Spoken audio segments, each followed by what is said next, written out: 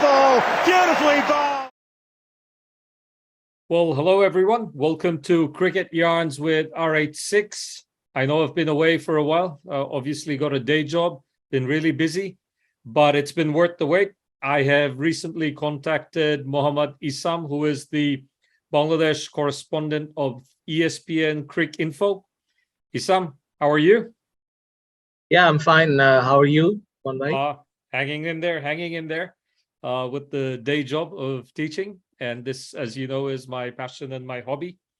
Well, just want to give the viewers a bit of a background. I mean, it's a bit weird that I am interviewing who is traditionally the interviewer, and he's a professional, and I'm just an amateur here with my home YouTube setup. I just want to give a bit of background. Obviously, I knew who Mohammad Isam was, being an ardent cricket fan and reading his work on ESPN Cricinfo over the years. But on the same token, I actually heard about him from we've got some common friends.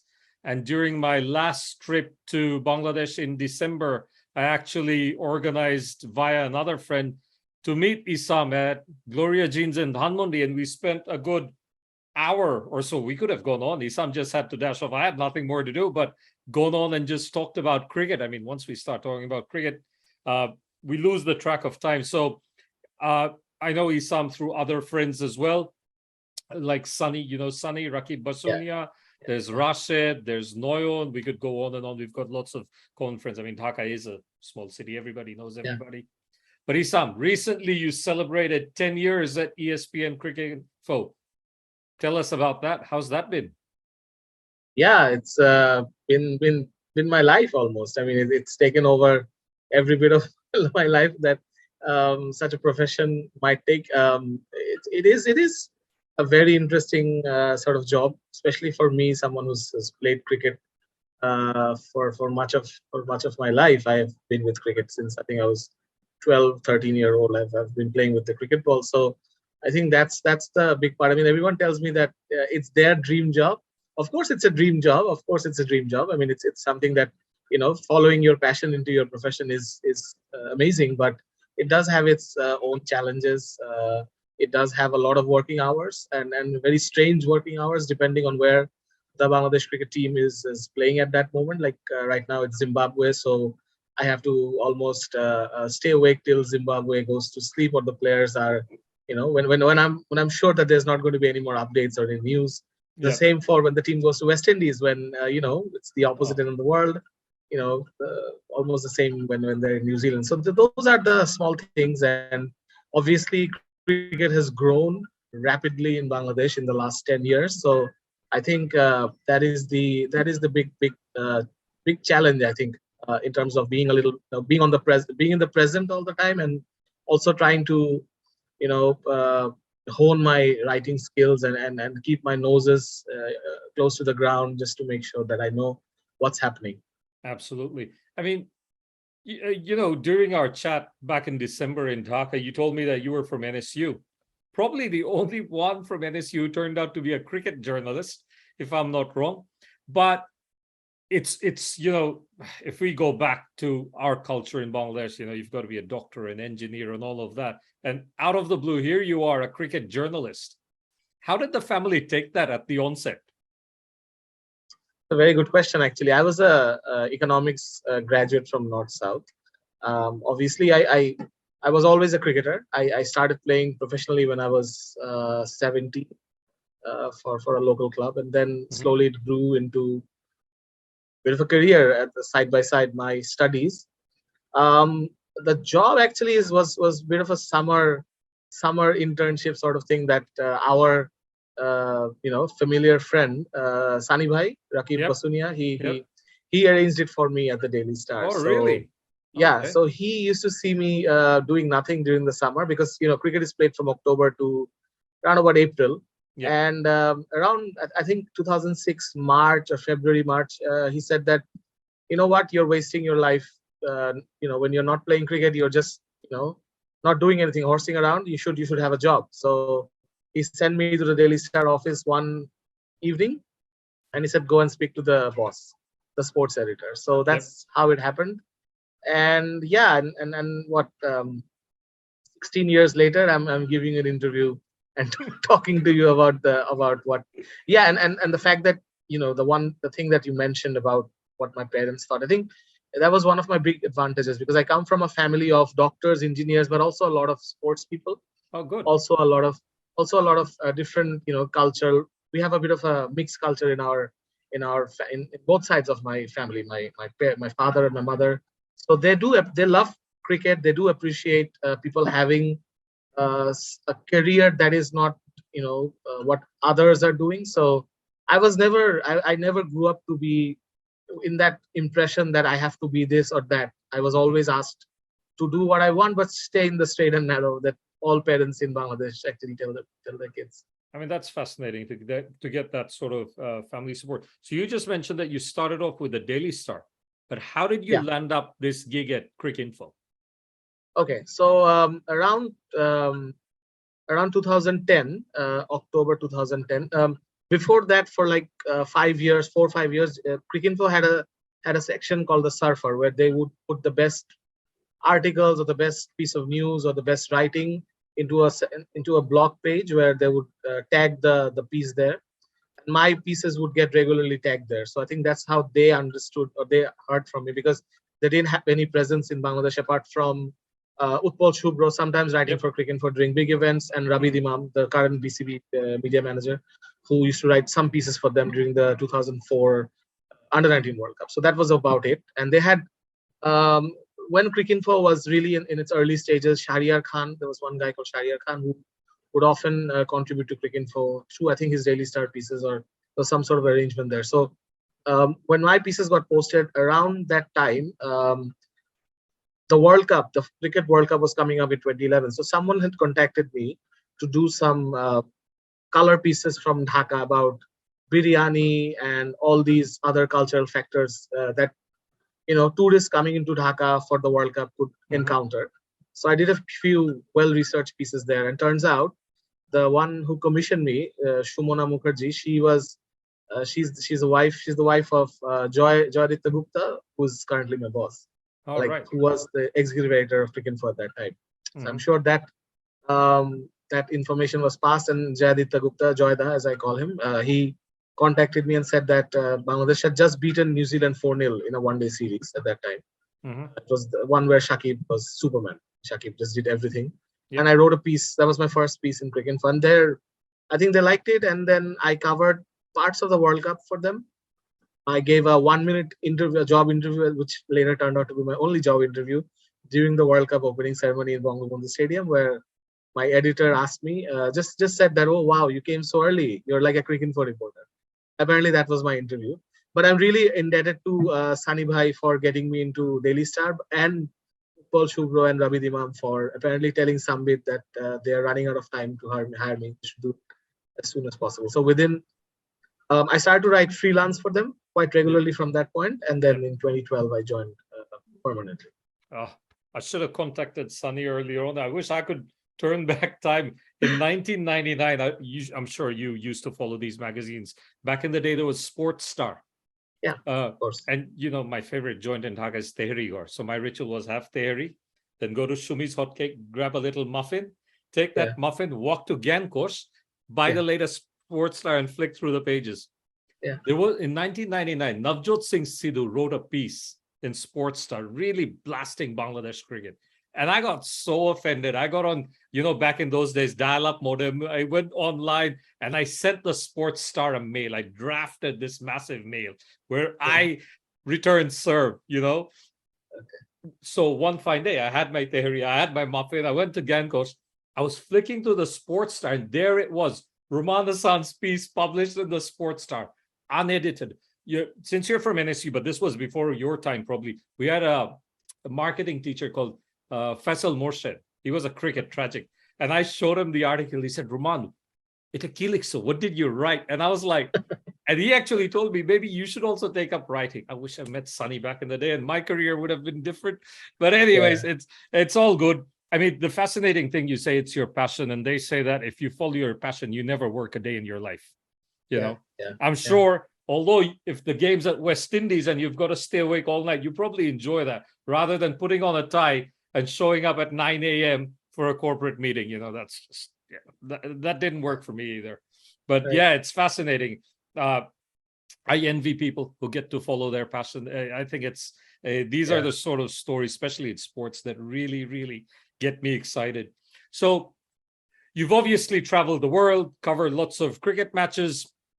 I know you're pressed for time today, so we're going to straight into a bit of the interesting stuff that we want people to find out about your life as a cricket journalist. You've traveled the world. Have you faced any challenges whilst covering particular matches? I know, and I want to allude upon Christchurch because I Yeah. remember that story. Yeah. Before Christchurch, obviously, I've been to a number of places. Like, Bangladesh are currently playing in Zimbabwe. That's a very challenging place for a journalist. Like, I remember I went there as a Daily Star reporter at that time. This is 2011, and just after the hyperinflation had been taken, into control, and the Chinese currency and the US dollar was their currency. So you can imagine the sort of country it was. It was a beautiful country. It is still a beautiful country, but after the economy was ravaged, I was there, and I figured out that you have to pay to be a journalist there. Like, my company had to pay the government $300, I think, just for me to cover the CDs for one. That was the first thing that I learned. In Bangladesh, you take these things for granted.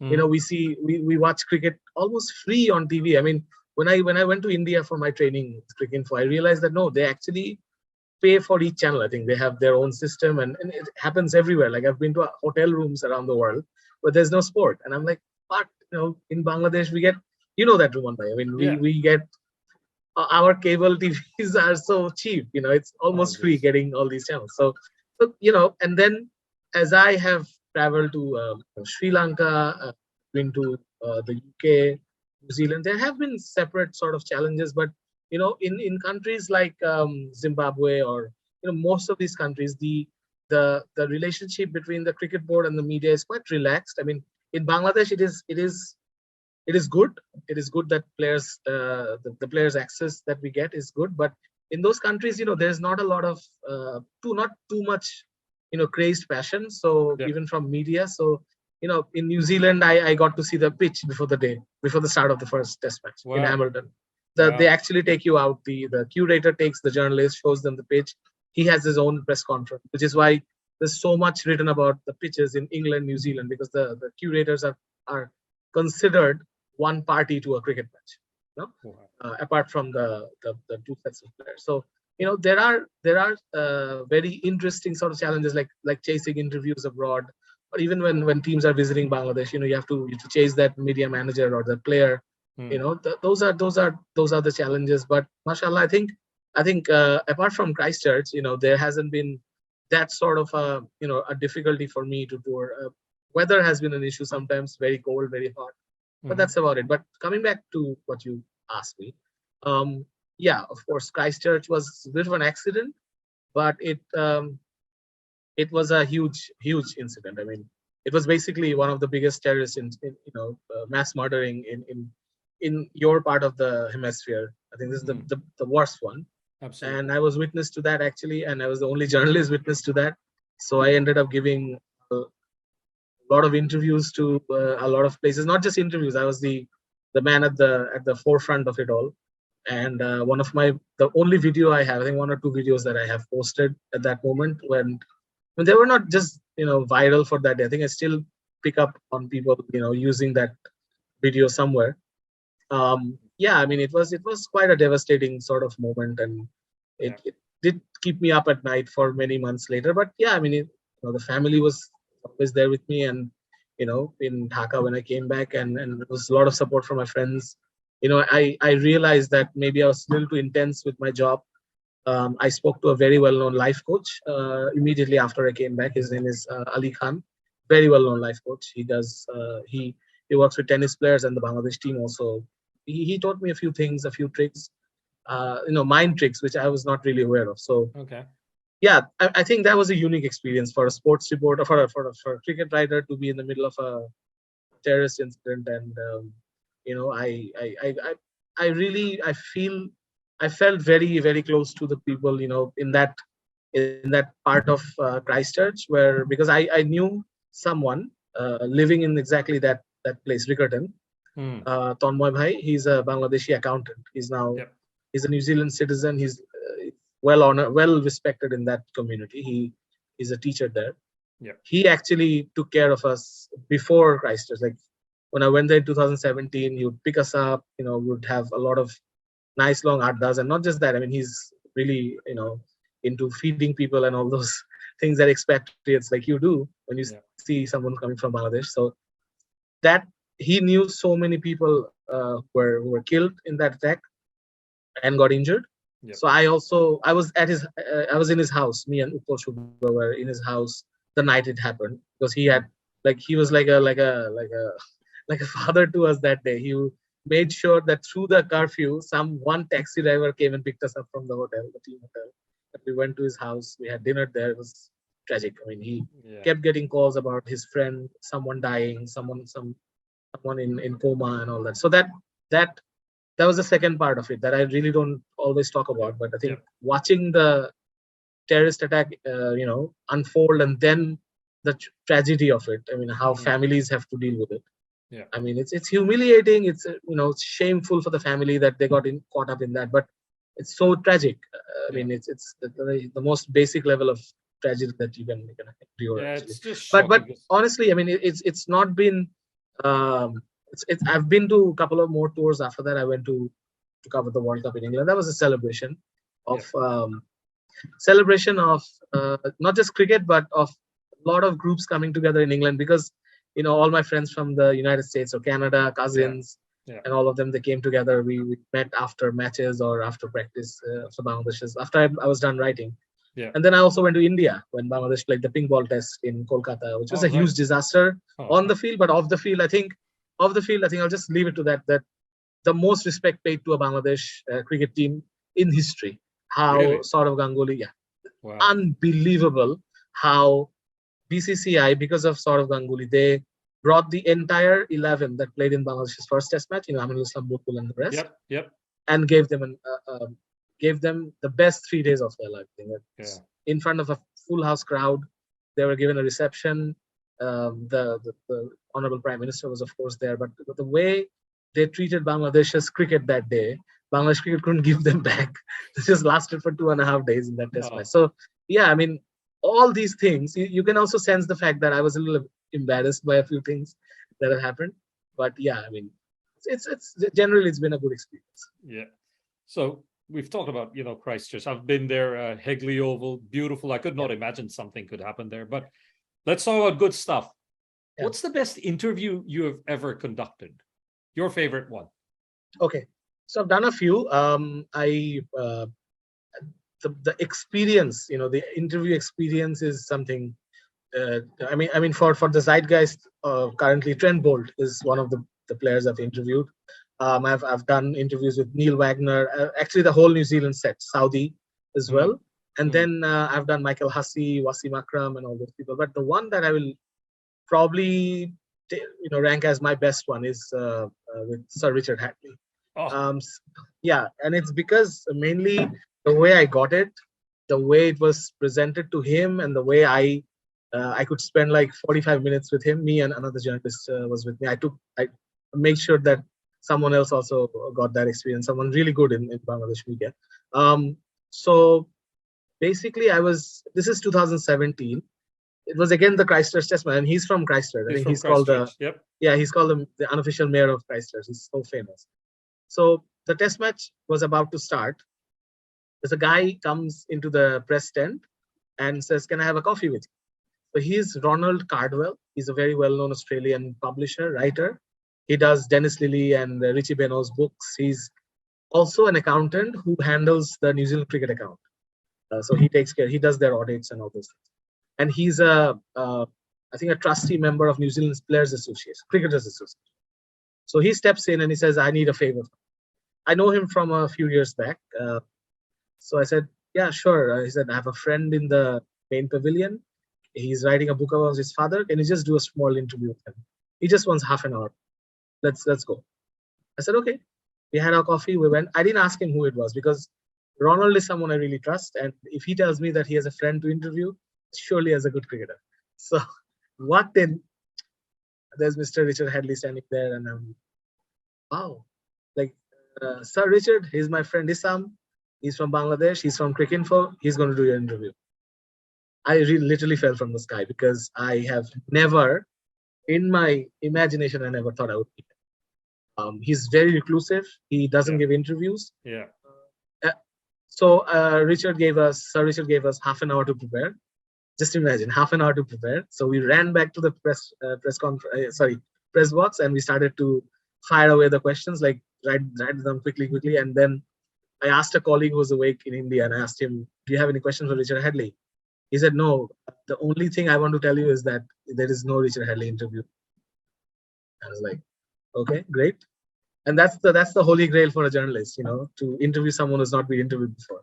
See, I'm getting goosebumps just listening to this. And the goosebump part hasn't yet arrived. The best part of that interview, or the one that I really regret, is not having it on video, because if you read through the interview, there are parts about him explaining his seat position, or the way he set up batsmen like Barry Richards or Javed Miandad, or even in his nets, Martin Pro and all those. The delight in his face, because he's a stat nut. He loves his numbers. He recognizes every 5 foot that he has ever taken. I think there's been 110 of them.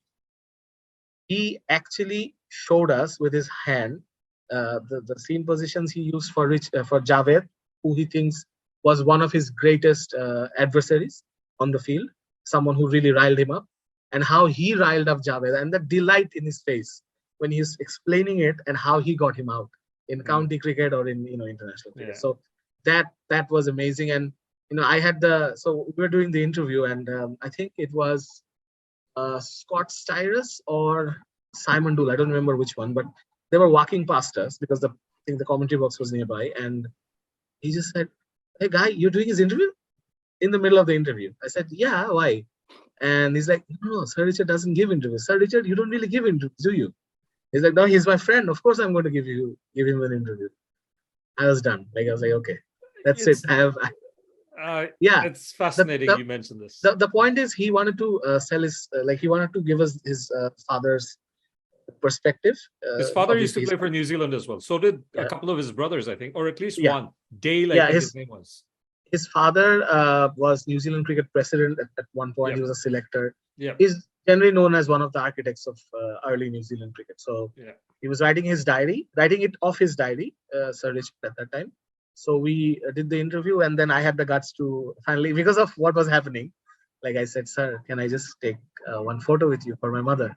I took a photo, and the other journalist with me, Ariful Islam, he said, "Sir, I think we should take a photo," because by the way, that pavilion was named after him and his family.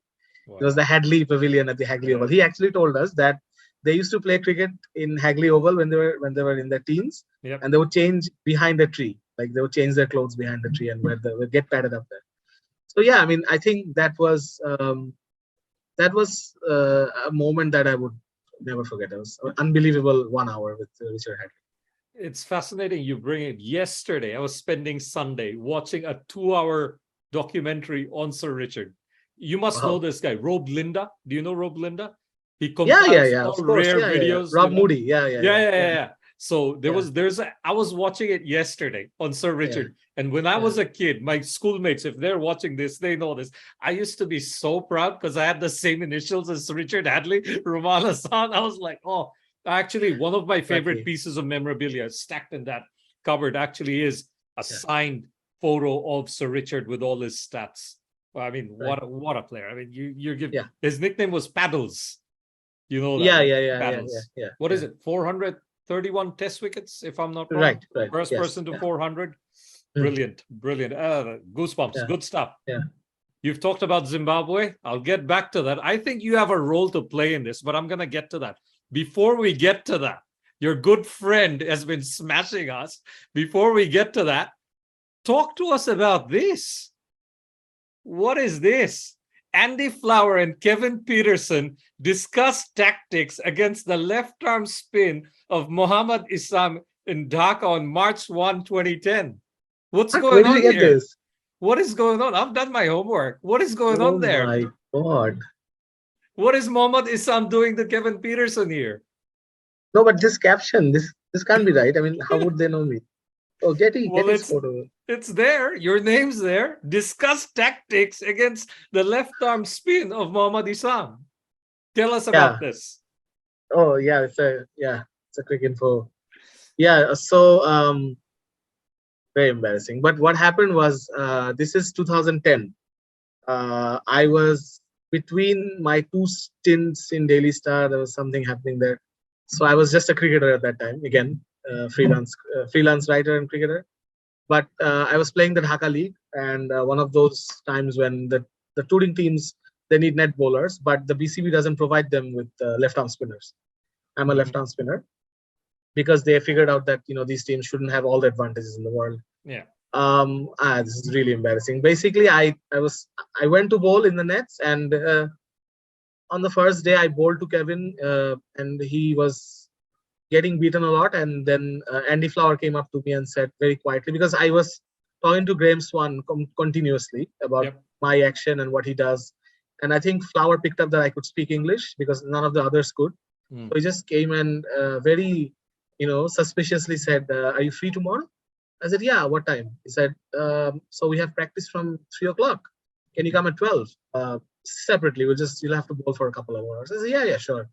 I'll turn up. I went there because, England coach told me to turn up. I turned up at 11:30 from my house in Dhanmondi to Mirpur.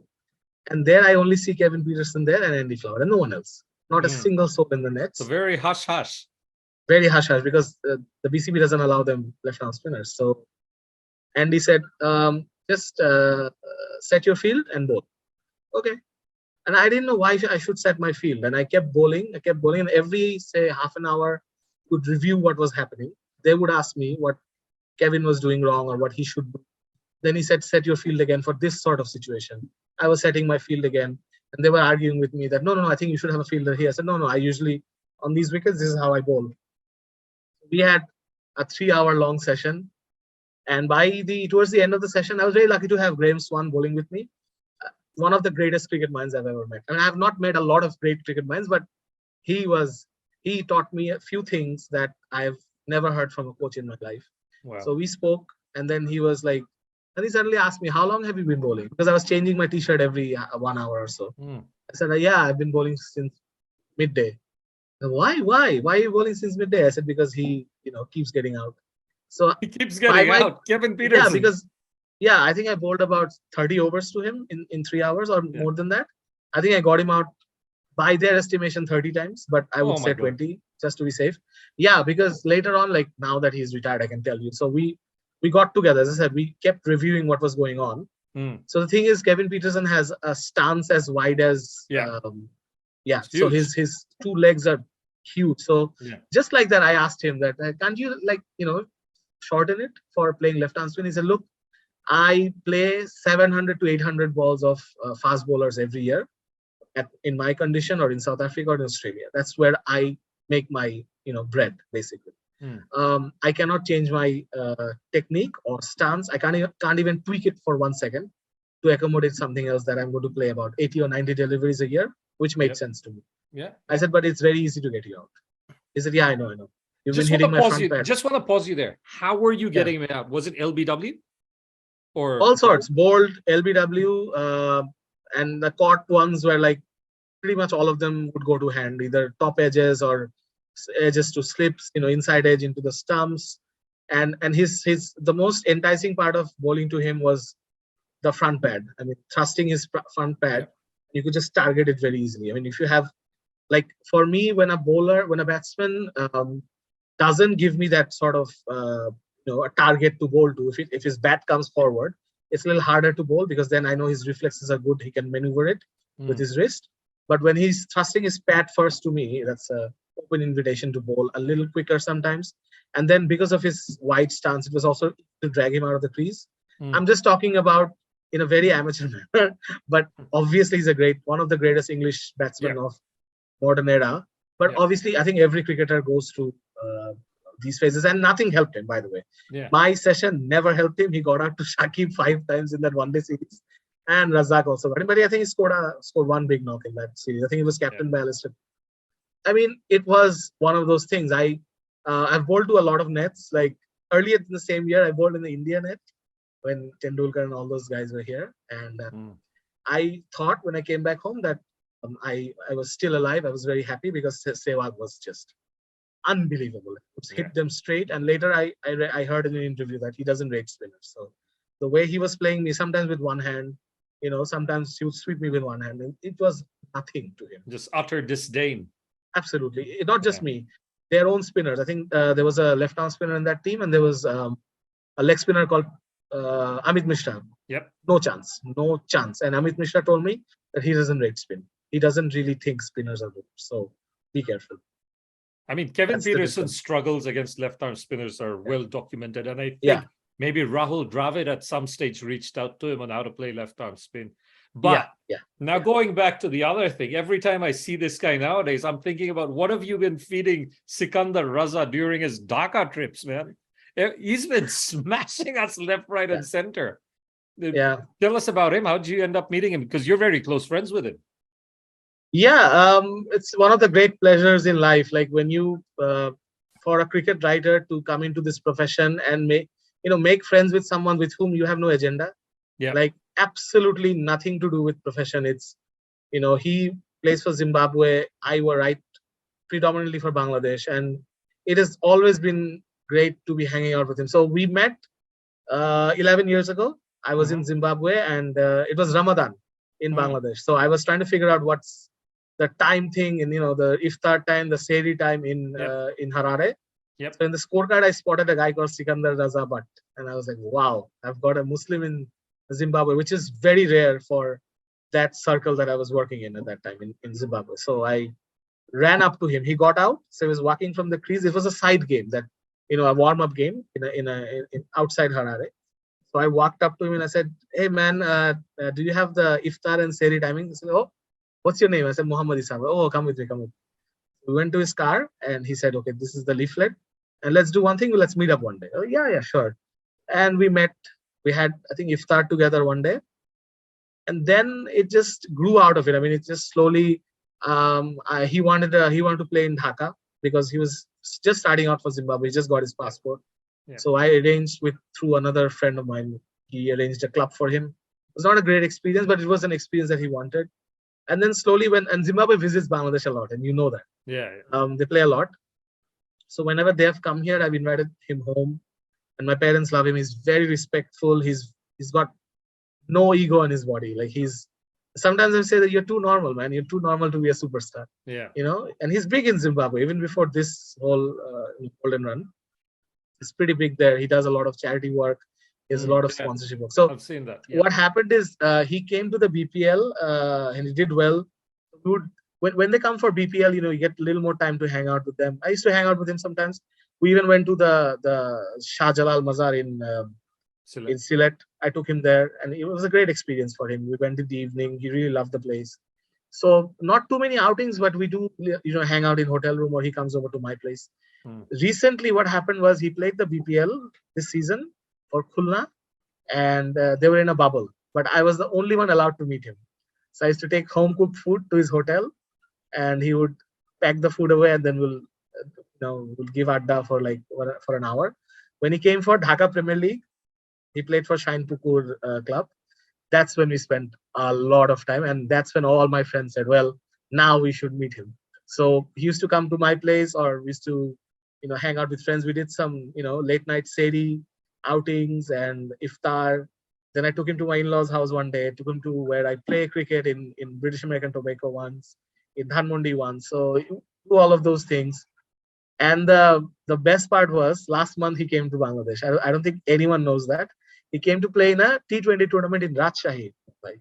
So that's one thing about Sikandar, that he doesn't shirk away from a challenge, or he doesn't think any work is too small. He comes from a very hardworking family. They're Pakistani. They're from Sialkot. They come from a very hardworking family. He had a very challenging life as he tried. Was he in the Air Force or at some stage? Yeah. That's the story. That's the only story that fascinates me about Sikandar, is that not just a humble guy, but the way he managed to. And it was a disappointment for him not to become a fighter pilot. He has an eye condition that is very rare, I mean, sorry, the fighter pilots need to have an eye condition that is very rare, that none of us have. Okay. I think for a layman, it's basically you can see it from the corner of your eye when the enemy is attacking from your back. Right. I think you Right. have that sort of eyesight.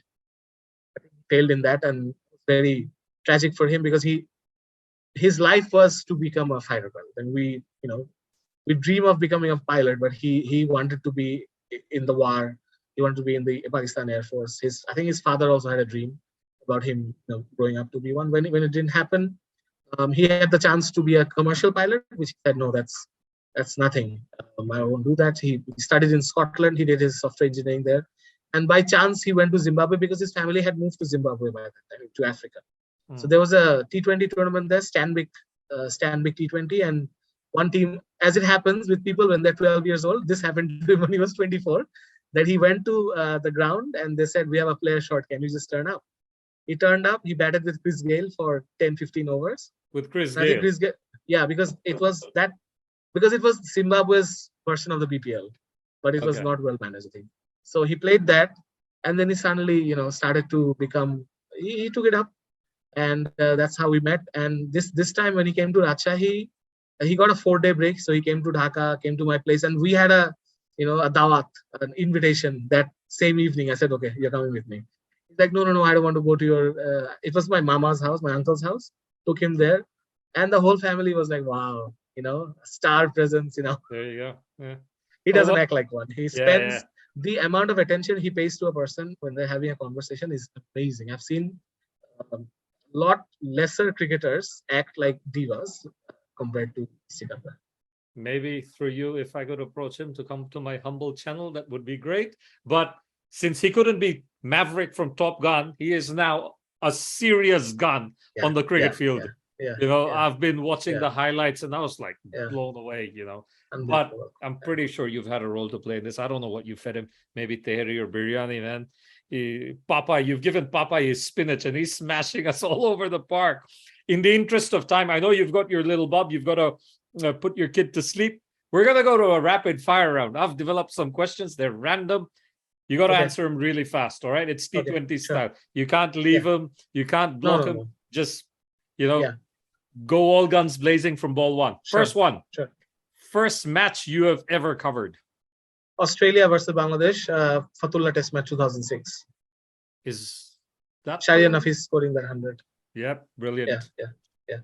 First ever bat you owned. First ever bat I owned was a Shah Sports bat from Gulistan. I think we from Shah Sports. Yeah. They were pretty big back in the day. I remember Wasim Akram poster with Shah, and I had one as well. It wasn't really good, but I had one. Yeah, it was good. Yeah. For your favorite cricket ground. Favorite cricket ground, Bangabandhu Stadium, which no longer hosts cricket. It was like my Yankee Stadium. I loved it. Yep, I've watched so many games there. Yeah. Good memories, and especially the food right across the road. Purnima and the fried chicken. Oh my God! Yes. Do you remember that game? I think India chased down 314 against Pakistan. Pakistan Independence Cup final. Oh yeah. In the gloom, right? In the gloom. Yes. Lunchtime, I went to Purnima, grabbed fried chicken after fried chicken. Oh God, it was so good. I miss that place. I haven't watched a lot of cricket at Mirpur. It was just too far from where I live. Yeah. Most approachable cricketer when it comes to you as a journalist to interview?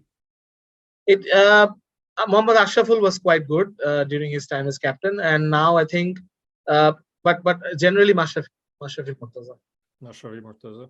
With pretty much everyone, not just me. I think he's very, very nice with people. Okay. Test, ODI, or T20? Your favorite format? Test. Yeah. For the purist, it's got to be a test match. And I've said something to people who don't understand test cricket. I say, look, a dot ball in test cricket has a story to tell. Yeah. It's there for a purpose. True. Yeah, absolutely. Okay, since you're a cricket journalist, I'm assuming you read a lot of cricket books. The best cricket book you have ever read? Pandits from Pakistan. It's by Rahul Bhattacharya. It actually made me a cricket writer. I'm going to write this the reason. Pandits because that's Pakistan. Okay. Pandits from Pakistan. Yeah, it's available everywhere. I think Amazon has it and most places have it. Do you read biographies of cricketers? Yeah. Of course. A lot of them. Yeah. A lot of them? Which one's your favorite so far? Mr. Cricket by Michael Hussey. Michael Hussey. You know Yeah. which one? You know I'm a Marquardt Steve Waugh fan. Steve Waugh's Yeah, biography. yeah. But you know Yeah. what my favorite biography is? It's Which playing. one? I've got it here. It's Playing with Fire. Nasser Hussain.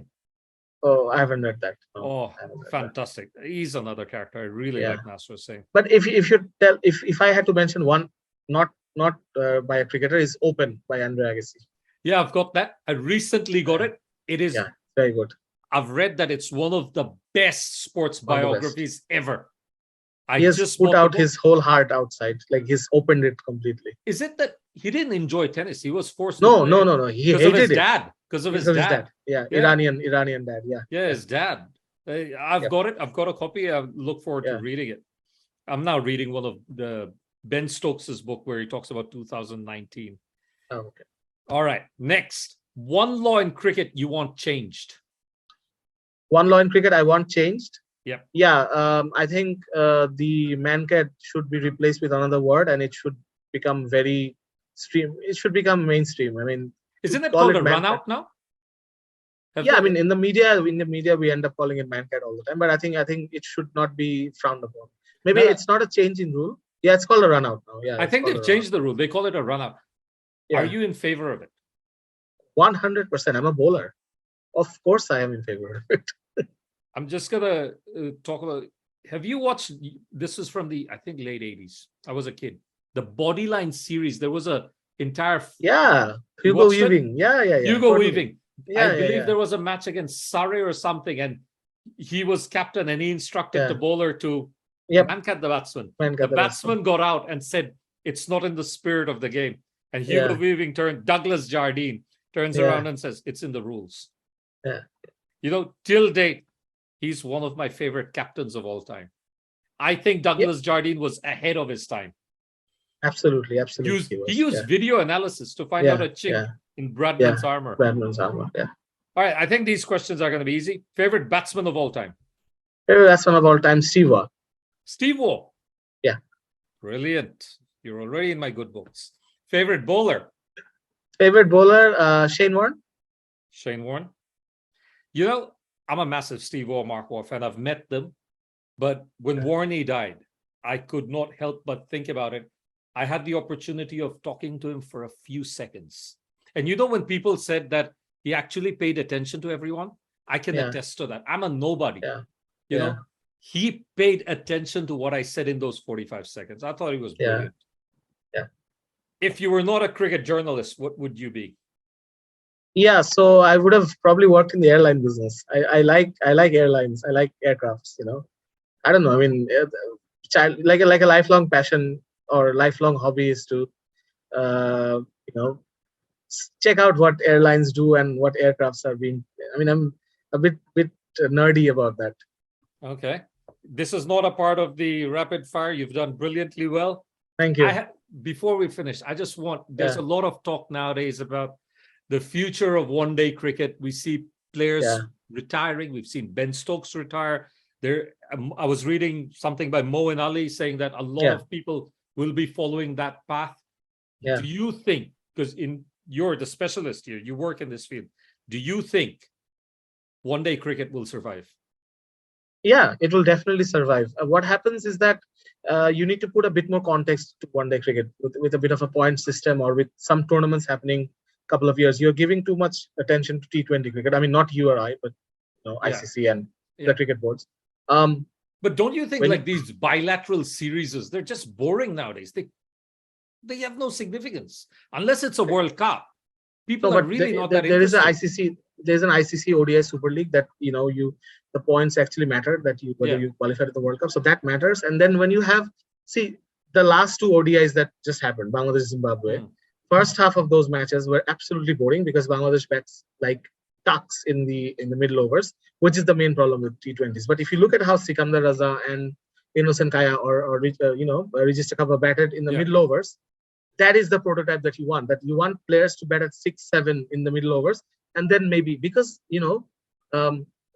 I'll just use a Bangla word, Obhash. Amader Obhash. We have a habit. Yep. So when we were kids, a team scoring 34 runs in 20 overs didn't matter in a test match, because even the overs were not shown on TV at that time, just runs and wickets. Yep. Slowly, when one day became important, Test became a little, okay, we have to score a 3 and over. I mean, the tempo automatically went through. So now with T20s taking scores to, 8, 9 and over being, run of the mill, ODI has to adjust to it.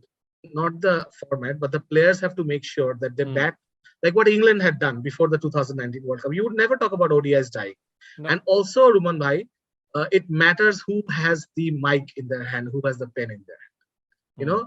If someone, like before T20s, there was a very famous word called burnout. Everyone was being burnout. The moment these tournaments came, and I had the most strange, one of the strangest sightings in my life was during the BPL in 2013, when BCB sent all the teams to Khulna for a number of matches. And Khulna is a very small town, very beautiful town, but doesn't have enough hotels. So in front of me was one of the greatest Australian cricketers, not the greatest Australian cricketer, but someone who is well respected. I won't say the name, but he was staying in a sort of a 1-star hotel in a small Dhaka, a small Bangladeshi town, which you can relate to very well. And he had no complaints. So burnout meant nothing to anyone when the T20 bubble first burst. Yeah. Now they're saying that, okay, let's say that the ODI will be finished. Yeah, I mean, ODI is number 3 now in a lot of people's mind. But I think next year when the World Cup happens, or if, say, for example, if one of the bigger teams fail to make automatic qualification, that's when, you need a bit of drama. Yeah. There has to be a bit of, a spice. How England transformed from 2015 losing to Bangladesh to become the world champion, that is a great story to tell. No English media would ever write that ODI cricket was dead at that time.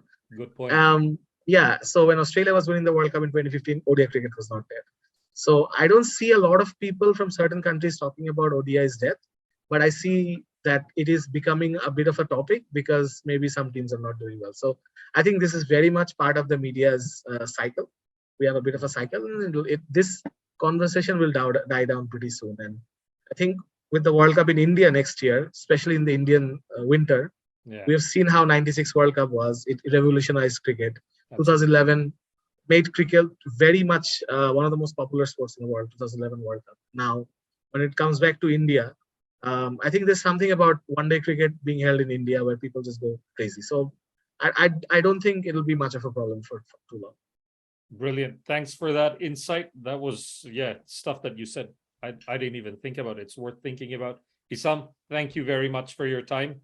I hope I probably will be in Dhaka for a couple of weeks in December. Hopefully we'll catch up, talk cricket, maybe catch up with Sunny as well. I missed him last time. He gave me a cricket coffin, which I appreciate so much. I brought it all the way, and I have to meet him this time. Hopefully we can all catch up together for a nice meal in Dhaka. Yeah. Thanks so much for your time. I'll obviously be in touch with you through Facebook. Sure. Have a good one, man. Appreciate it. Thank you. Bye. Thank you. Love your YouTube channel, and good luck to you for future interviews. Thanks, Isam. Talk to you later. Bye. Beautifully ball.